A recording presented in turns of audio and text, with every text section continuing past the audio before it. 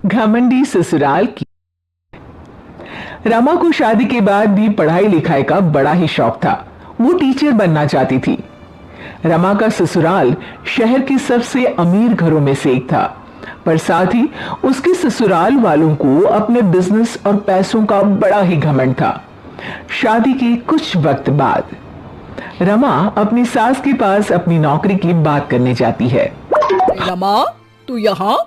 क्या हुआ? सब ठीक तो है ना? जी मम्मी जी, सब ठीक है। मम्मी जी, आपसे कुछ बात करनी थी। अरे रमा, अब तू बात करने को भी पूछेगी क्या? बोल पगली, जो भी बोलना है। मम्मी जी, अब तो शादी को काफी समय भी हो गया है और घर में सभी काम के लिए नौकर लगे हैं। मैं सारा दिन घर पर बोर हो जाती हूँ मम्मी जी। मैं नौकरी करना चाहती हूँ। अरे, ये क्या बोल रही है तू? नौकरी? क्या कमी है तुझे रमा? तुझे पता नहीं, हमारा बिजनेस शहर का सबसे बड़ा बिजनेस है और तू नौकरी की बात कर रही है। लोग क्या सोचेंगे कि इतना बड़ा बिजनेस, इतना पैसा होने का भी क्या मतलब, जब घर की बहू को भी नौकरी करके खुद का खर्चा उठाना पड़ रहा है। नहीं रमा, तू बिल्कुल नौकरी नहीं करेगी। पर माँ जी, मैं टीचर बनना चाहती हूँ। पागल हो गई है बहू? इतने बड़े बिजनेसमैन की पत्नी और बहू टीचर? देख रमा, तुझे पैसे चाहिए तो मैं तुझे देती हूँ, पर ये नौकरी की बात तू अपने दिमाग से निकाल दे। और जो सारा दिन वो किताबें पढ़ के तू अपना दिमाग खराब कर रही है ना, उसे भी दूर फेंक दे। मम्मी जी, पर समझिए तो। रमा देख, अगर तुझे यही बात करनी है तो चली जा यहाँ से, वरना मैं आज तुझे राहुल से बोल के तेरे मायके वापस भिजवा दूंगी, फिर वहीं गरीबों की जिंदगी में सड़ना। रमा छोटा दिल करके वहां से चुपचाप अपने कमरे में वापस चली जाती है। कुछ वक्त बाद रमा का पति राहुल कमरे में आता है। अरे रमा, क्या हुआ? इतना शांत क्यों हो आज? क्या हुआ? मैडम को शॉपिंग पे जाना है क्या? नहीं जी, बस यूं ही। अरे बोलो भी रमा, तुम्हारा यूं शांत रहना मुझे अच्छा नहीं लगता। रमा पति के सामने नौकरी करने की बात रखते हुए कहती है, सुनिए ना, मैं नौकरी करना चाहती हूँ। मम्मी जी से इस बारे में बात हुई थी, लेकिन उन्होंने साफ इनकार कर दिया, इसलिए मैं आपकी सहमति चाहती हूँ। राहुल रमा की बात सुनकर जोरों से हंस पड़ता है।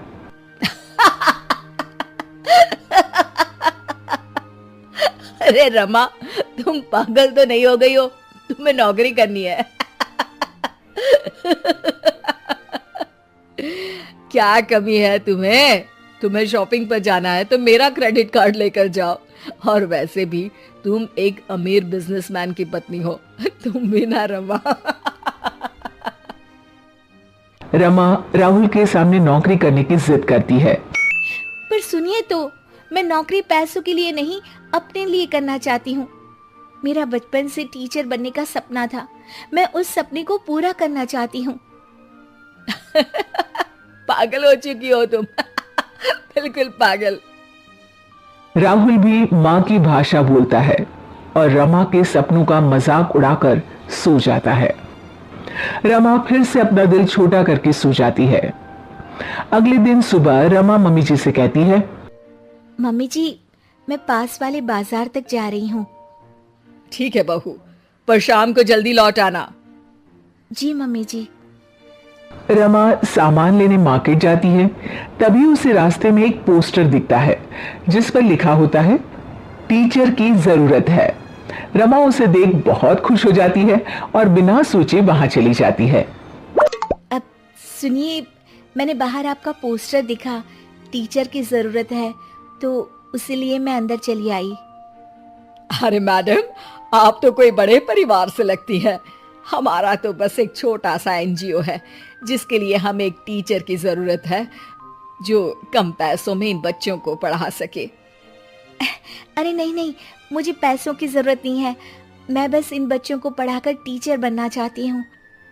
अच्छा मैडम जी, अब कल सुबह से रोज आ जाइएगा। रमा वहां से चली जाती है। अगले दिन, मम्मी जी, मेरी सहेली नई किटी पार्टी खोल रही है, तो मुझे कुछ दिन रोज उसके यहाँ जाना है। क्या मैं जा सकती हूँ मम्मी जी? सासू माँ खुश हो जाती है। अरे वाह रमा, किटी पार्टी, मैं अभी चलती हूँ तेरे साथ। सासू माँ के साथ चलने की बात सुन रमा डर जाती है। जी जी जी जी माँ जी, वहाँ कोई आपकी उम्र का नहीं होगा, आप वहाँ बोर हो जाएंगी। अच्छा ठीक है बहू, तू जा, पर शाम को वक्त से आ जाना। हाँ। रमा सासू माँ से झूठ बोल बच्चों को पढ़ाने निकल जाती है। वक्त बीतता चला जाता है और कई दिनों तक यही सिलसिला चलता रहता है। एक दिन अचानक, अरे ये रमा के कमरे में कॉपी और पेन, ये तो बच्चों की कॉपी लगती है। रमा, ओ रमा, तेरे कमरे में ये बच्चों की कॉपी और पेन कहां से आया? रमा डरती हुई वहां आती है। जी जी मम्मी जी, वो बुक ना शायद मेरी सहेली के बच्चों ने रख दी होगी, तभी आज बैग खोलते वक्त यहीं रह गई। सासू माँ रमा की बात सुन शक में आ जाती है। अगले दिन जब रमा घर से बच्चों को पढ़ाने निकलती है तो सासू माँ रमा का पीछा करती है। अचानक सासू माँ रमा को स्कूल में रंगे हाथों पकड़ लेती है। ओह माय गॉड, तो ये थी तेरी किटी पार्टी।